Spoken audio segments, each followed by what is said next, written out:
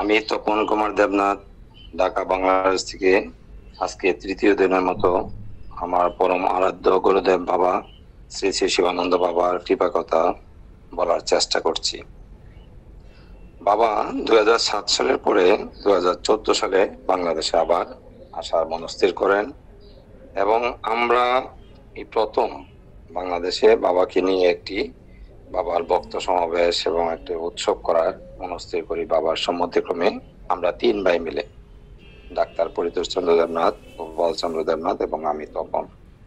তো আমরা ডাকেশ্বরী বাড়িতে করার জন্য মনস্থির করেছি, কিন্তু আমাদের কোনো অভিজ্ঞতা ছিল না যে অনুষ্ঠান করতে গেলে কিভাবে কি করতে হবে, সেটা আমাদের কোনো ধারণা ছিল না। বাবার ইনভিটেশন কার্ড করতে হবে, কিছু ব্যানার করতে হবে, সেগুলি বাবা দেখিয়ে দিলেন।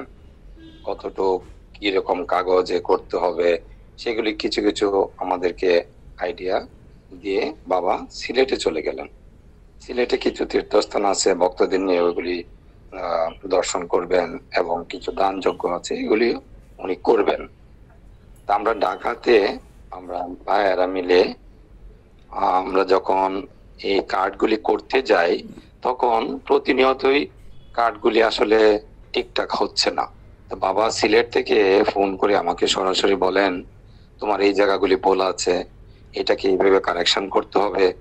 তো এইভাবে আমরা যখন করতে যাই, বিশেষ করে আমি খুবই বিব্রতকর অবস্থায়, যে প্রতিবারই ভুল হচ্ছে আর সংশোধন করছি, আমার চোখেও বাসতেছে না, দাদার চোখেও বাসছে না।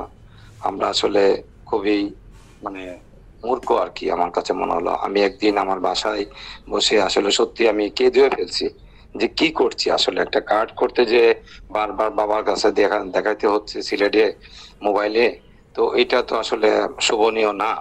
তো যাই হোক, এইভাবে আমরা 5,000 কার্ড বিলি করব এবং আমরা সেইভাবে ভক্ত সমাবেশ করব 4,000-এর মতো, এগুলি সব সিদ্ধান্ত হলো। তো কার্ড যথারীতি আমরা একটা সিদ্ধান্ত করে ফাইনাল করলাম, কিন্তু বাবা যখন চলে আসলো, আসার পরেই আমরা কার্ডগুলি ফাইনাল প্রিন্ট করে ফেলছি। ফাইনাল প্রিন্ট করার ঠিক আগ মুহূর্তে বাবাকে আসলে দেখাই নেই যে কার্ডগুলি ঠিক আছে কিনা। তো কার্ডগুলি বাসায়, তখন ডাক্তারদার বাসায় ছিল বাবা, কার্ডগুলি আনার পরে দেখি একটা মারাত্মক ভুল হয়ে গেছে। বাবার নামটা বিশেষ করে বাবার বয়কার বা বসিন্নারও এই রয়ের ফুটাটা আসলে পড়ে নাই ভুলবশত। এটা তো মারাত্মক ভুল, এটাকে কিভাবে সংশোধন করব? সেই কার্ডগুলি এনে আমরা সবাই বাসায় 10-15 জন মতো ছিলাম, ছেলে বাচ্চারা যারা যারা ছিল সবাইকে দেখিয়ে দিয়েছে কলম দিয়ে, যত রাত লাগুক আমাদের এটা সংশোধন করতে হবে। কিন্তু বাবা কিন্তু আসলে অন্তর্যামে বুঝে গেছেন যে আমরা কিছু একটা করছি, কিন্তু বাবাকে আসলে তখনও জানাই নাই বাবা ভুল হয়ে গেছে, তো ভুল হলে তো সংশোধন করতে হবে। সে এতগুলি কার্ড আবার কিভাবে ছাপাবো? আমরা কলম দিয়ে ফুটা দেওয়ার ব্যবস্থা করলাম সবাই মিলে, সারা রাত যতক্ষণ লাগে আর কি, রাত্রেবেলা আমরা এটা করে পরদিন আমরা সেগুলি বিলি করতে শুরু করলাম। তো জানি না কিভাবে বিলি করতে হবে। বাবা বললো যে মন্দিরের সামনে যারা থাকে তাদেরকে তোমরা যে যে কার্ডগুলি দিতে হবে। আমরা ঠিক সেইভাবেই করতে শুরু করলাম। তো ওই যে ফাইনাল প্রিন্ট করার আগে বাবাকে দেখাইতে হয়, সেই কাজগুলি করি নাই।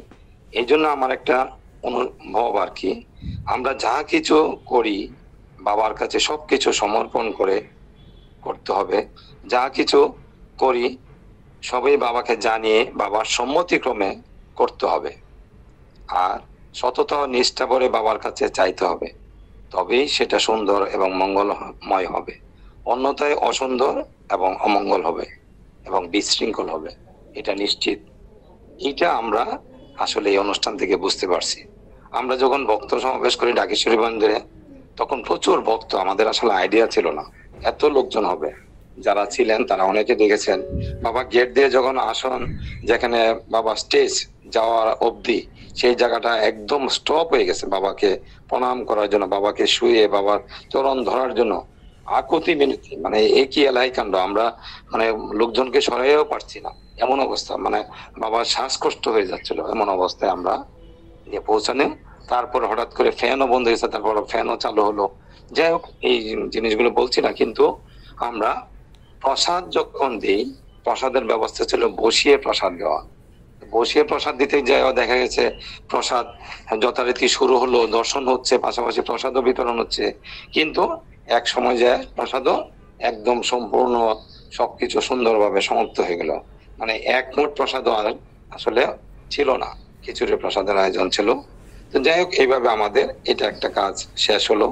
তার পরবর্তী সময় বাবা সিলেট চলে গেছেন। ওখানে যায় সিলেটে একটা দান উৎসব, দান বলতে উনি ওই এখানে আমরা জানি যে দুইটা মাজার আছে, তো ওই মাজারে বাবা দান দিবেন, নতুন টাকা আমাদেরকে বললো যে তোমরা টাকা সংগ্রহ করো, ওখানে দান দিতে হবে।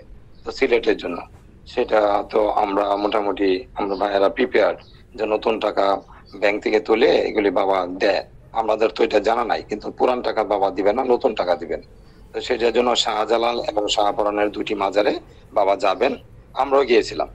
তো বাবা তো আসলে জানেন যে কোনটা ভিক্ষুক কোনটা ভিক্ষুক না, কোন জায়গায় দিতে হবে, সৎ পাত্রে অসৎ পাত্রে দিবে না। তো যাওয়ার পরে আমরা ওই যে সত্যজিৎ রায়ের গাড়ি সহ, মানে মায়া হোটেলের মালিক, তার গাড়ি সহ আমরা সবাই গেলাম। যাওয়ার পরে বাবা অনেকটা মোটামুটি পুরাটা দর্শন করে বাবার মনে হচ্ছে যে না, এখানে দান দেওয়া যাবে না, নতুন টাকা দিবে না। মাত্র 15-20 জনরে দূর দূর থেকে বাবা দিয়ে চলে আসলেন। কারণটা হলো যে এখানে যারা ভিক্ষা নিতে আসে তারা প্রচুর সম্পদের মালিক এবং তারা আসলে ভিক্ষা বৃত্তি করে। সেই জন্য বাবার মনে হলো যে আমরা এখানে দানটা দেওয়াটা অনুচিত হবে, বাবা এটা আসলে করেন নাই। তো এইটা আমাদের একটা মানে বিরাট অভিজ্ঞতা যে আসলে একজন ভিক্ষুক বসে থাকলে তাকে ভিক্ষা দিতে হবে, তোমার হৃদয়ে কি বলে, তোমার মননে কি বলে, তোমাকে উচিত না অনুচিত, সেটা একটা শিক্ষা আমি বড় একটা অর্জন করলাম এখান থেকে। তার পরবর্তী সময় আমি আরেকটা বলি, আমার দুই ছেলে, ছোট ছেলে ক্লাস 3-তে পড়বে, তার জন্য একটা ভর্তির ব্যবস্থা যে আমরা ভালো একটা স্কুলে দিব আর কি। ঢাকাতে সেন্ট জোসেফ স্কুল আছে, তো ওইটা বাবার কাছে আমি আসলে খুলে বললাম যে বাবা আমার ছেলের জন্য, হ্যাঁ, তো ওকে ভর্তি করবো ক্লাস 3-তে। তো বাবা দেখলেন এবং হাসলেন, বললেন ঠিক আছে। তো বাবা প্রতি উত্তরে বললেন তোমার ছোট ছেলে কোন ক্লাসে পড়বে? তা আমি বললাম যে ও তো ক্লাস 1-এ। তো এই স্কুলে কি ক্লাস 1 আছে? বলছে না বাবা। তাহলে তুমি কিভাবে পড়াবে? তো এটা ভালো স্কুল, সেই জন্য বলছি যে বড়টা যদি ক্লাস 3-তে পড়ে, ছোটটা না হয় একটা ব্যবস্থা হবে। তো বাবা বললো তো হবে। আসলে বাবা চলে আসার আগ মুহূর্ত পর্যন্ত ডিসেম্বর মাস বড় ছেলের অ্যাডমিশন সেন্ট জোসেফ স্কুলে হয় নাই। তো আমরা খুব মনক্ষুণ্ণ যে কেন হলো না, আসলে খুব চেষ্টা করলাম, তো না হওয়ার কারণটা বুঝি নাই। বাবা চলে আসার পর ডিসেম্বর মাস, জানুয়ারি মাসে ঢাকাতেই মানে খুব ভালো স্কুল আছে যেখানে মানে 1 to 10 এবং 12 মানে কলেজ পর্যন্ত চলতে পারে, সেই স্কুলগুলিও আছে, ভালো স্কুলে আছে। ওখানে বড় ছেলে আমার অ্যাডমিশন হলো। এটা হলো বিডিআর এর ভিতরে, বিডিআর বলতে বর্ডার গার্ড যাদেরকে বলা হয়, ওদেরই আর্মিদের নিয়ন্ত্রিত একটি স্কুল, সেটা rifles public school and college. ওটা কলেজ শাখা পর্যন্ত আছে।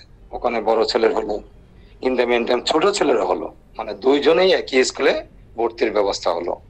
ব্যাপারটা হলো যে আসলে বাবার কাছে চাওয়া, এবং বাবা কিন্তু জানেন যে কোনটা ভালো হবে মন্দ হবে। এই জন্য আমাকে জাস্ট খালি একটু বললো যে তোমার বড় ছেলে ভর্তি করলে ছোট ছেলে কোথায় ভর্তি করবে, এই কথাটা শুধু জানবেন, যেটা বেটার, যেটা মঙ্গল আমাদের জন্য, সেটাই কিন্তু বাবা ব্যবস্থা করলেন। আমরা আসলে এই জ্ঞানে আমরা সেটা পারি নাই। আজ আপনাদের কৃপায় বড় ছেলে কলেজ সম্পন্ন করলো, ছোট ছেলে আগামী বছর 2026-এ এসএসসি পরীক্ষা দিবে এই স্কুল থেকে, যে কারণে আজকে আমি স্কুলের পাশাপাশি আছি। নাম্বার আরেকটা ঘটনা বলি, আমি একটা ফ্ল্যাট আমি কিনবো, মানে ব্যবস্থা করছি, ওটা জায়গা জমি কিনে আমরা 10 তলা করবো। তো বাবাকে আমি একদিন নিয়ে গেছিলাম আমার 14 সালেই ওই ফ্ল্যাটে দেখার জন্য। তো দেখতে যে বাবাকে আমি আসলে বলতে পারি নাই, কিন্তু মনে মনে একটা আকাঙ্ক্ষা যে আমরা নিজেরা যারা ডেভেলপ করি সেটা কিন্তু একটা লটারি হবে। সেই লটারিটাতে যদি হয় 2 তলা, যদি হয় 10 তলা, যেহেতু 10 তলা বিল্ডিং, এই দুইটার জায়গা যাতে কোথাও না পড়ে, পড়লে তো একটু অসুন্দর হবে, ভালো হবে না। 2 তলা একটু চা থাকবে, আবার 10 তলার ছাদ সম্পূর্ণ থাকবে, এটা যেন না হয়। তো বাবাকে আমি একদিন আমার এই ফ্ল্যাটের জায়গাটা দেখিয়ে নিয়ে আসি, নিজের ফ্ল্যাট বলে। তো বাবা বলে না ঠিক আছে, ভালোই হবে তোমার। তো যখন লটারি হয় তখন কিন্তু ঠিক ঠিক আমি মাঝামাঝি আমি পেয়ে যাই, 7 এমন 7-8 তলায় আর কি। খুব সুন্দর একটা জায়গায় আমার ফ্ল্যাটটা আসলে হয়। যদি লটারিতে হতো নিচতলা বা দোতলায় বা 10 তলায়, তাহলে কিন্তু আমার কিছু করণীয় থাকতো না, কারণ লটারির মাধ্যমে সেটা নির্ধারিত হয়। এই ঘটনাগুলি আসলে আমাকে খুব ভাবিয়ে তোলে যে আসলে বাবা যে একজন অন্তর্যামী, বাবা যে সবই জানেন, এবং যেটা বললাম যে বাবার কাছে কোনো কিছু চাইতে গেলে আসলে সবকিছু সততা ও নিষ্ঠার সাথে চাইতে হবে।